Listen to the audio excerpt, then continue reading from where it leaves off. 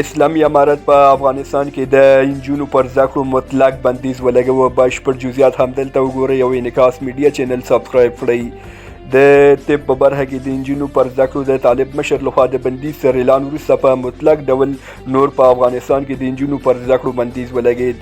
داسې راپورونه هم شته چې په کندهار کې د تازه غونډې د پریکړې پر اساس به پوهنې وزارت په نوي تعلیمي کال کې تر شپږم ټولګیو پورې د انجونو پر زده کړو بنديز درېیمو ټولګیو ته راټیټ کړي.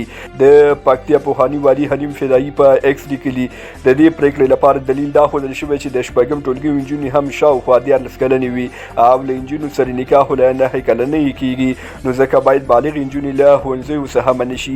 په مطلق ډول د انجونو د زده کړو بندیز اعلان سره په ټولنیزو شبکو کې کمپاین پیل شوی چې د طالبانو لخوا دغه پریکړه د اسلام مبارک دین د بدنامولو لپاره تر ټولو لوی ثبوت دی او ډیرو د طالب مشرانو د همدې پریکړې له وجې د اسلام مبارک دین سپکاوی کړی دی.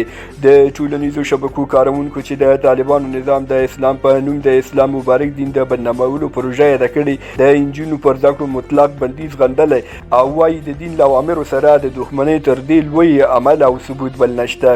د امر ثاني پر ځای دا لومړی ځل دی چې د طالبانو عامه روغتیا وزارت د انجونو پر زده کړو د مطلق بندیز پریکړه اعلانوي چې پکې د هیڅ راز تغییر امکان نشته او نه یې طالب مبالغین د خلکو د تیر ایستلو لپاره توجیه کولی شي. تاسې په دې اړه څه ویل لرئ؟ ویډیو لایک او شیر کړئ، چینل هم سبسکرایب کړئ. تر بیا ښې چارې.